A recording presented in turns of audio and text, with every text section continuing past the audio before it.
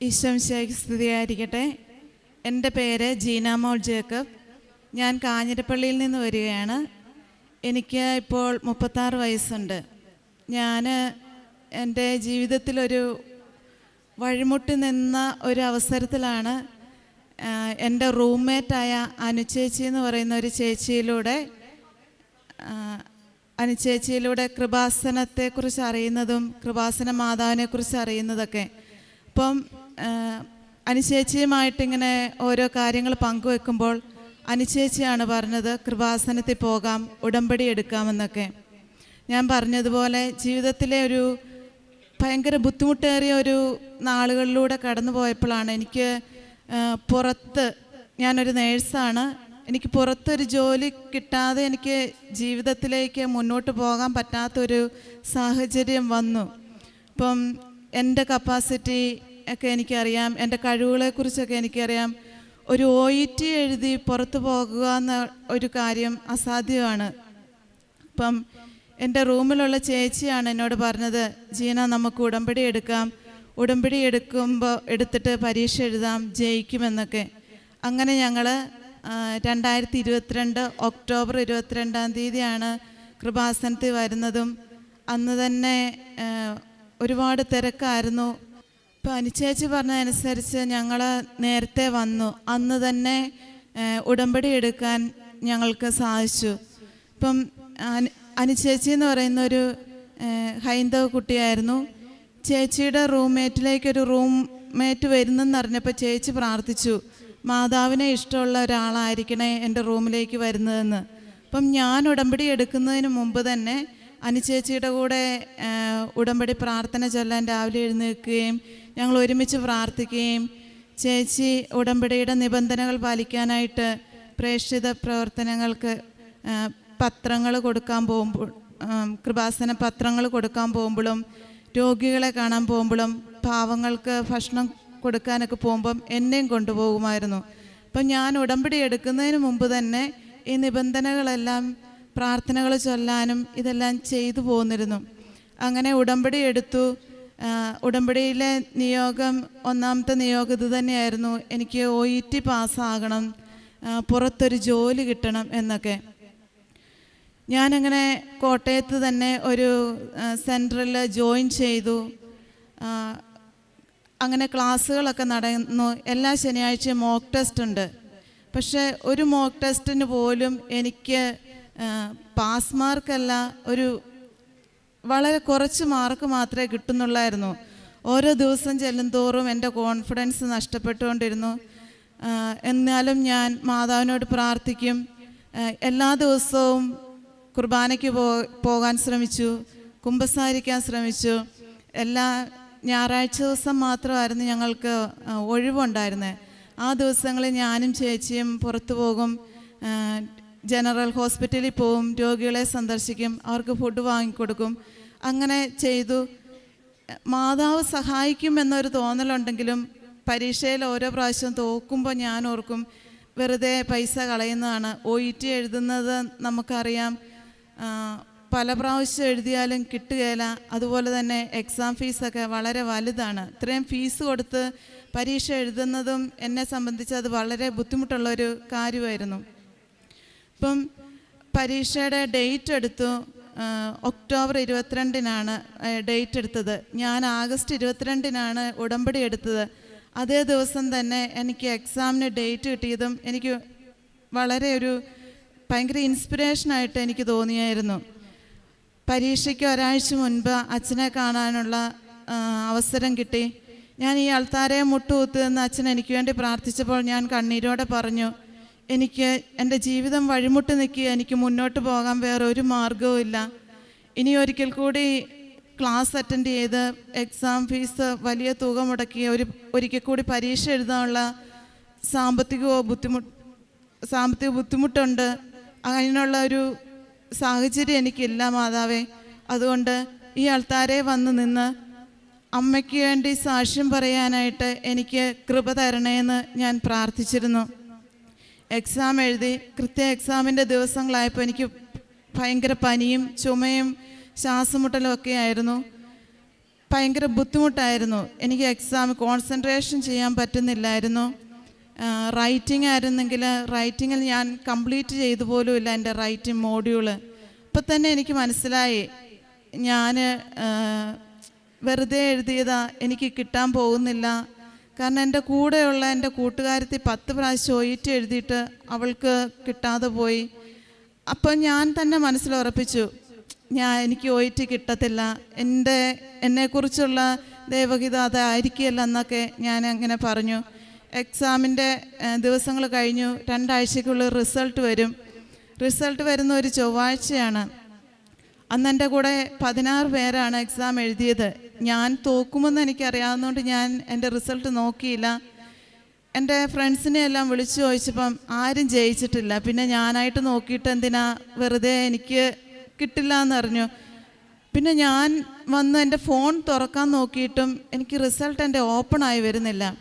അവസാനം ചൊവ്വാഴ്ച 11 മണിയൊക്കെ ആയപ്പോൾ വന്ന റിസൾട്ട് എനിക്ക് നോക്കാൻ പറ്റുന്നത് ഉച്ചകഴിഞ്ഞ് 3 മണിയൊക്കെ ആയപ്പോഴാണ്. അപ്പം ഞാൻ നോക്കിയപ്പം എനിക്ക് എല്ലാത്തിനും ബി സ്കോർ മതി. നമുക്ക് UK പോകാനാണെങ്കിലും ഏത് യൂറോപ്യൻ കൺട്രീസ് പോകാനാണെങ്കിലും 3 ബിയും 1 സിയും മതി.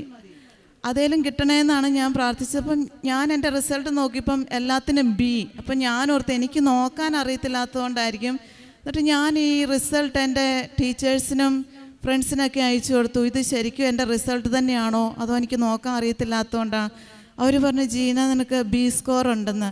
എനിക്കത് ഭയങ്കര ഒരു അത്ഭുതമായിരുന്നു. അത് എൻ്റെ ഒരു കഴിവ് കൊണ്ട് ഒന്നുമല്ല, മാതാവിൻ്റെ അനുഗ്രഹം കൊണ്ടാണ്. മാതാവ് എനിക്ക് വേണ്ടി എക്സാം എഴുതിയതാണ്. സ്പീക്കിങ്ങിന് എൻ്റെ എക്സാമിനറായിട്ട് വന്നത് മാതാവാണെന്നൊക്കെ ഞാൻ ഇന്നും വിശ്വസിക്കുന്നു. അതിൻ്റെ റിസൾട്ട് വന്നു. പിന്നെ ഒരു ഏജൻസിയായിട്ട് ബന്ധപ്പെട്ടു. വളരെ പെട്ടെന്ന് തന്നെ എനിക്കൊരു ഇൻ്റർവ്യൂവിന് ഫേസ് ടു ഫേസ് ഇൻ്റർവ്യൂ എറണാകുളത്ത് വെച്ച് നടന്നു. ഞാൻ ആദ്യമായിട്ടാണ് അങ്ങനെ ഒരു ഇൻ്റർവ്യൂവിൽ പങ്കെടുക്കുന്നത്. വളരെ വർഷങ്ങൾ 10-12 വർഷം ഞാൻ ഈ നാട്ടിൽ വർക്ക് ചെയ്തിട്ട് അങ്ങനെ ഒരു ഇൻ്റർവ്യൂവിന് ഞാൻ ആദ്യമായിട്ട് 3 പേരുണ്ടായിരുന്നു, ഫോറിനേഴ്സായിരുന്നു. അവരോട് സംസാരിക്കേണ്ടത് എങ്ങനെയൊന്നും നമ്മൾ സാധാരണക്കാർക്ക് എനിക്ക് അതിനുള്ള ഒരു കോൺഫിഡൻസോ ഒന്നുമില്ലായിരുന്നു. അച്ഛൻ തന്ന കാശ് രൂപവും കയ്യിൽ പിടിച്ച് ഞാൻ ഇൻ്റർവ്യൂ അറ്റൻഡ് ചെയ്തു. എനിക്ക് ആ ഫസ്റ്റ് അറ്റംപ്റ്റിൽ തന്നെ ഇൻ്റർവ്യൂ പാസ്സാകാനും അന്ന് തന്നെ ഓഫർ ലെറ്റർ എൻ്റെ കിട്ടുവാനും മാതാവ് എനിക്ക് കൃപ തന്നു. എൻ്റെ ജീവിതത്തിൽ നടന്ന വലിയ അത്ഭുതങ്ങളിൽ ഒന്നാണ് അത്. ഓഫർ ലെറ്ററുമായിട്ട് ഞാൻ എൻ്റെ അമ്മയുടെ അടുത്ത് വന്ന് പറഞ്ഞു, അമ്മ എനിക്ക് UK ജോലി കിട്ടിയെന്ന്. എല്ലാവർക്കും അതൊരു അത്ഭുതമായിരുന്നു. മാതാവിനോടുള്ള ഭക്തി കൊണ്ടാണ്, പ്രാർത്ഥന കൊണ്ടാണ് നിനക്ക് ജോലി കിട്ടിയത് എന്ന് അമ്മ പറഞ്ഞു. പിന്നെ പ്രോസസ്സിംഗ് ഒക്കെ പെട്ടെന്ന് നടന്നു. ഞാൻ വിസയ്ക്ക് വേണ്ടി കാത്തിരിക്കുകയാണ്. മാർച്ച് 30-ാം തീയതി എനിക്ക് പോകാൻ പറ്റുമെന്ന് ഏജൻസിക്കാർ പറഞ്ഞു. അതുപോലെ തന്നെ എൻ്റെ 2ാമത്തെ ഒരു നിയോഗമായിരുന്നു. ജീവിതത്തിലെ പല കാരണങ്ങൾ കൊണ്ട്, പ്രശ്നങ്ങൾ കൊണ്ട് എൻ്റെ കല്യാണം നടന്നിട്ടില്ലായിരുന്നു. എനിക്കിപ്പോൾ 36 വയസ്സുണ്ട്. പല ആലോചനകൾ വന്നു, പലതും മുന്നോട്ടൊക്കെ പോയി, പക്ഷേ കല്യാണം നടന്നില്ലായിരുന്നു. ഞാനിവിടെ ഉടമ്പടി എടുത്തപ്പോഴും ഞാൻ മാതാവിനോട് പറഞ്ഞു, മാതാവിനെയും ദിവ്യകാരുണ്യീശോയെയും ഇഷ്ടമുള്ള സ്നേഹമുള്ള ഒരാളെ എനിക്ക് ജീവിത പങ്കാളിയായിട്ട് തരണേന്ന്. ഞാനിവിടെ ഉടമ്പടി എടുത്ത് 2 മാസത്തിനുള്ളിൽ തന്നെ എൻ്റെ ഹസ്ബൻഡിൻ്റെ പേര് റെക്സിൻ എന്നാണ്. റെക്സിൻ്റെ ആലോചന വന്നു. വളരെ പെട്ടെന്ന് തന്നെ 1 മാസത്തിനുള്ളിൽ ഒരുപാട് തടസ്സങ്ങൾ, ഒരുപാട് ബുദ്ധിമുട്ടുകൾ, നടക്കില്ല എന്നൊരു തീരുമാനം വരെ എടുക്കുന്ന സാഹചര്യം ഉണ്ടായി. എന്നാലും 1 മാസത്തിനുള്ളിൽ കല്യാണം ഉറപ്പിക്കുകയും ജനുവരി 2-ാം തീയതി ഞങ്ങളുടെ കല്യാണം നടക്കുകയും ചെയ്തു.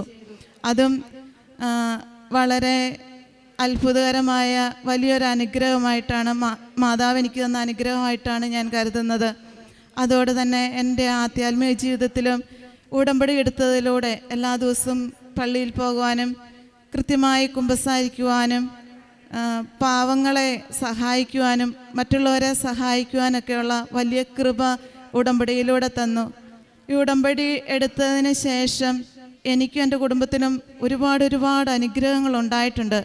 അതൊക്കെ പറഞ്ഞ് തീർക്കാനായിട്ട് എനിക്ക് സമയം പോരാ. എൻ്റെ അപ്പായി ഒത്തിരി ഇങ്ങനെ ദൈവവിശ്വാസമോ പള്ളിയിൽ പോക്കോ ഒന്നും ഇല്ലാത്ത ഒരാളായിരുന്നു. പെട്ടെന്നാണ് അപ്പായിക്ക് ക്യാൻസർ ആണെന്ന് അറിഞ്ഞത്. 4th സ്റ്റേജ് ആണെന്ന് അറിഞ്ഞു. അധികം ദിവസം ഇല്ലയെന്നറിഞ്ഞു. അത് അപ്പായോട് പറയാനും ഞാൻ ഒരുപാട് ബുദ്ധിമുട്ടി. ഞാൻ അമ്മയുടെ മാതാവിൻ്റെ തൈലം എടുത്ത് അപ്പായിയെ എന്നും പൂശുകയും അപ്പായിക്ക് വേണ്ടി പ്രാർത്ഥിക്കുകയും ഞാൻ ചെയ്യുമായിരുന്നു. അപ്പായിക്ക് മരണത്തിന് മുമ്പ് കുമ്പസാരിപ്പിക്കണമെന്ന് പറയാൻ പോലും എനിക്ക് പേടിയായിരുന്നു. കാരണം ഏത് വിധത്തിൽ അപ്പായി അതിനെ എടുക്കുമെന്ന് എനിക്കറിയില്ലായിരുന്നു. അങ്ങനെ ഞാൻ മാതാവിനോട് എന്നും പ്രാർത്ഥിച്ചു. ഉടമ്പടി പ്രാർത്ഥന ചെല്ലുമ്പോൾ ഞാൻ എന്നും സമർപ്പിച്ച് പ്രാർത്ഥിച്ചു. അങ്ങനെ ഒരു ദിവസം അപ്പായിയെ അഡ്മിറ്റ് ആക്കേണ്ടി വന്നു. അപ്പായിയോട് പറയേണ്ടി വന്നു, രോഗമാണ്, 4th സ്റ്റേജാണ്, നമുക്ക് ട്രീറ്റ്മെൻ്റ് ഒന്നും കൊടുക്കാൻ പറ്റാത്ത സ്റ്റേജാന്നൊക്കെ പറഞ്ഞു. പക്ഷേ അപ്പായി അതിനെയൊക്കെ വളരെ ഗ്രേസ്ഫുള്ളായിട്ട് അപ്പായി അതിനെ സ്വീകരിച്ചു. എനിക്കത് ഭയങ്കര അത്ഭുതമായിരുന്നു. പിന്നെ മരണത്തിൻ്റെ തലേ ദിവസം അപ്പായി ഇങ്ങോട്ട് പറഞ്ഞു, അപ്പായിക്ക് കുമ്പസാരിക്കണമെന്ന്. പള്ളിയിൽ പോകാത്ത, കുമ്പസാരിക്കുകയല്ലാത്ത ഒരാൾക്ക് അതിനുള്ള കൃപ മാതാവല്ലാതെ വേറെ ആരും അത് കൊടുക്കുകയില്ല എന്ന് എനിക്ക് ഉറപ്പുണ്ട്. പിന്നെ അങ്ങനെ അപ്പായി നന്നായിട്ട് കുമ്പസാരിച്ച് കുർബാന സ്വീകരിച്ച് അന്ത്യകൂദാശയൊക്കെ സ്വീകരിച്ച് നല്ലൊരു വിശുദ്ധമായൊരു മരണം അപ്പായിക്ക് കിട്ടുവാനിടയായി. അത് മാതാവ് ഞങ്ങളുടെ കുടുംബത്തിന് തന്ന വലിയൊരു കൃപയും അനുഗ്രഹവുമാണ്. ഇപ്പം എൻ്റെ ജീവിതത്തിൽ നടന്ന വലിയ അത്ഭുതങ്ങളായ ഈ 3 അത്ഭുതങ്ങൾക്കും പരിശുദ്ധ അമ്മയ്ക്ക് ഞാൻ ഒരുപാട് നന്ദി പറയുന്നു. പോയിട്ട് ഞാൻ ഒരു പ്രാവശ്യം എഴുതിയിട്ടുള്ളൂ. അതിനുള്ള ധൈര്യം ഇല്ലാതിരുന്നുകൊണ്ട് ഒറ്റ പ്രാവശ്യം എഴുതിയുള്ളൂ. എനിക്ക് ഫസ്റ്റ് അറ്റംപ്റ്റിൽ തന്നെ എനിക്ക് OET പാസ്സാകാനും ബി സ്കോറിൽ പാസ്സാകാൻ മാതാവ് കൃപ തന്നു. പരിശുദ്ധ അമ്മയുടെ മധ്യസ്ഥത്താൽ യേശുവിൻ്റെ രക്ഷാ അനുഗ്രഹത്താൽ മനുഷ്യൻ്റെ ഭൗതിക സാഹചര്യങ്ങൾ പുതിയ രീതികളിൽ സൃഷ്ടിക്കപ്പെടുകയാണ്. അതാണ് കാനായിലെ കല്യാണ വിരുന്നിൽ നടന്നത്. മനുഷ്യാവതാരത്തിൻ്റെ ഭൗതിക പങ്കാളി എന്ന നിലയിൽ പരിശുദ്ധ അമ്മയുടെ മാധ്യസ്ഥം, അത് സ്ഥലകാലങ്ങളുടെ മേൽ പരിശുദ്ധ അമ്മ പിതാവായ ദൈവത്തിൻ്റെ മകളും പുത്രനായ ദൈവത്തിൻ്റെ മാതാവും പരിശുദ്ധാത്മാവിൻ്റെ മണവാട്ടിയുമായ പരിശുദ്ധ അമ്മയ്ക്ക് വളരെ പ്രത്യേകമായിട്ടുള്ള അധികാരമാണ് സ്ഥലകാലങ്ങളുടെ മേൽ ദൈവപിതാവ് നിശ്ചയിച്ചിരിക്കുന്നത്.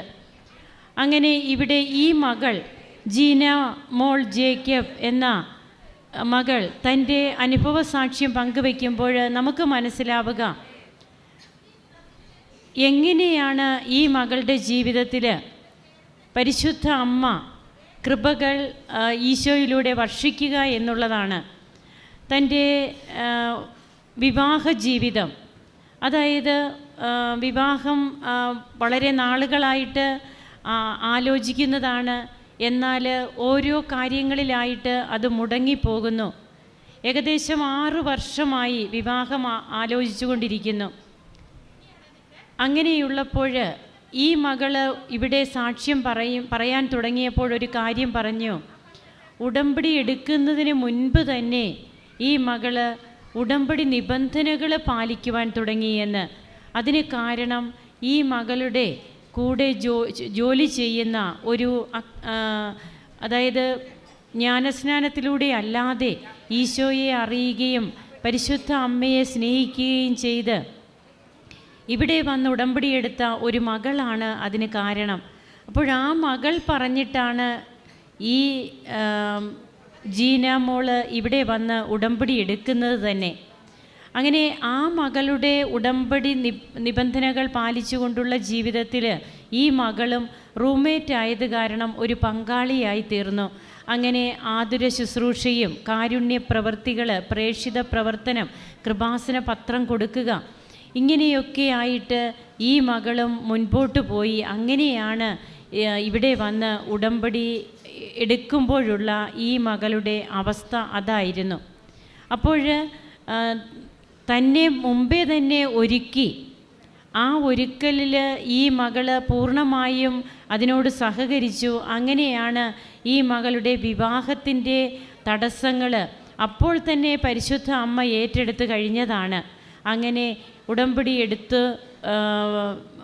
തൻ്റെ വിവാഹം ഇപ്പോൾ കഴിഞ്ഞിട്ട് 2 മാസം ആകുന്നു. അപ്പോൾ അപ്പോൾ എത്രയും നല്ല രീതിയിൽ പിന്നീട് ആ വിവാഹം നടക്കുകയാണ്. ഈ മകളുടെ ഒരേ ഒരു ആഗ്രഹം, പരിശുദ്ധ അമ്മയെയും ദിവ്യകാരുണ്യ ഈശോയെയും സ്നേഹിക്കുന്ന ഒരു ജീവിത പങ്കാളി എനിക്ക് നൽകണമേ, ജീവിത പങ്കാളിയെ എനിക്ക് നൽകണമേ എന്നുള്ളതായിരുന്നു ഈ മകളുടെ ഒരേ ഒരു ആഗ്രഹവും പ്രാർത്ഥനയും. അങ്ങനെ ഈ മകളുടെ ജീവിതത്തിൽ പരിശുദ്ധ അമ്മ ഈശോയിലൂടെ കൃപകൾ ചൊരിഞ്ഞു. കാനായിലെ കല്യാണ വിരുന്നിൽ അമ്മ ആ വീട്ടിൽ നിറഞ്ഞു നിന്നതുകൊണ്ടാണ് ആ വീടിൻ്റെ കുറവുകളൊക്കെ അമ്മയ്ക്ക് മനസ്സിലായത്. ഈ മകളുടെ കല്യാണത്തിലും അമ്മ നിറഞ്ഞു നിന്നു. മറ്റൊന്നുമല്ല അവിടെ ഉണ്ടായിരുന്നത്, അമ്മയുടെ സാന്നിധ്യം ഒന്ന് മാത്രമാണ്. അതാണ് ഒത്തിരിയേറെ കാലത്തെ കാത്തിരിപ്പിന് ശേഷം മനസ്സൊക്കെ ഒത്തിരിയേറെ വിഷമിച്ച് ആളുകളുടെയൊക്കെ ഓരോരോ അസ്വസ്ഥപ്പെടുത്തുന്ന വാക്കുകൾ കേട്ടിട്ടും ഈ മകൾ തളർന്നില്ല. ഈ മകള് പരിശുദ്ധ അമ്മയെ കൂട്ടുപിടിച്ചു. അമ്മ ഈ മകളെ ചേർത്ത് പിടിച്ചു. അങ്ങനെ കല്യാണം ഏറ്റവും നല്ല രീതിയിൽ നടന്നു. അതോടൊപ്പം ഈ മകളുടെ ഒരു ജീവിതം മുമ്പോട്ട് കരുപിടിപ്പിക്കാനായിട്ട് ഈ മകൾക്ക് ഒരു ജോലി. അപ്പോൾ ഒത്തിരിയേറെ കഴിവുള്ളവർ വളരെയധികം പ്രാവശ്യം OET എഴുതിയിട്ടും പാസ്സാകാത്തപ്പോഴാണ് ഈ മകൾ തൻ്റെ ഫസ്റ്റ് അറ്റംപ്റ്റിൽ തന്നെ, അതായത് ഈ മകൾ ഇവിടെ സാക്ഷ്യത്തിൽ വിവരിച്ചതാണ് എങ്ങനെയായിരുന്നു ഈ മകളുടെ ഓരോ മോഡ്യൂൾസും. അതുപോലെ ഈ മകൾക്ക് അത് എഴുതുവാനുള്ള ഒരു ധൈര്യം പോലും ഇല്ലായിരുന്നു. OET കോഴ്സിന് ചേരുവാനോ അത് തനിക്ക് പഠിക്കാൻ പറ്റുന്ന ഒരു കോഴ്സാണെന്ന് ചിന്തിക്കുവാൻ പോലുമോ ഉള്ള ഒരു ശക്തി പോലും ഈ മകൾക്കില്ലായിരുന്നു. അങ്ങനെ ഇരിക്കുമ്പോഴാണ് ഉടമ്പടി എടുക്കുമ്പോൾ ഉടമ്പടിയിലൂടെ നമുക്ക് കിട്ടുന്ന ഒരു പ്രചോദനം, ആത്മധൈര്യം, അത് മറ്റൊന്നിലും നമുക്ക് കിട്ടില്ല. എന്താണെന്ന് വെച്ചാൽ ഉടമ്പടി ഒരു പ്രാർത്ഥനയല്ല. അതാണ് ഉടമ്പടി ഒരു പ്രാർത്ഥനയല്ല. എത്രയോ പ്രാർത്ഥനകളുണ്ട്. ആ പ്രാർത്ഥനകളൊക്കെ നാം പല പ്രാവശ്യമായിട്ട് ചൊല്ലിയിട്ടുള്ളവരല്ലേ. എന്നാൽ ഉടമ്പടി ഒരു പദ്ധതിയാണ്.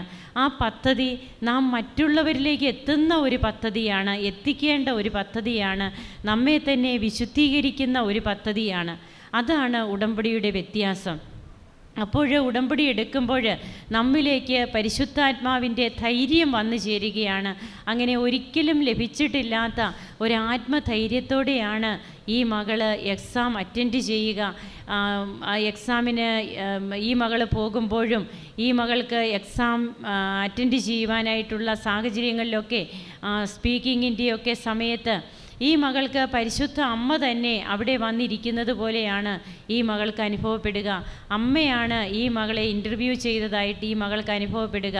അപ്പോൾ ഓരോ പ്രാവശ്യവും അമ്മ കരുതലോടെ ഈ മകളെ താങ്ങുകയാണ്. അങ്ങനെ ഏറ്റവും നല്ല സ്കോർ ലഭിച്ച് 16 പേര് ഇവരുടെ ബാച്ചിൽ എക്സാം എഴുതി. 15 പേരും തോറ്റുപോയി. അതുകൊണ്ട് ഈ മകൾ പിന്നെ റിസൾട്ട് തന്നെ നോക്കുവാൻ മടിച്ചു. 15 പേർക്ക് കിട്ടാത്ത റിസൾട്ട് എനിക്ക് കിട്ടുമോ?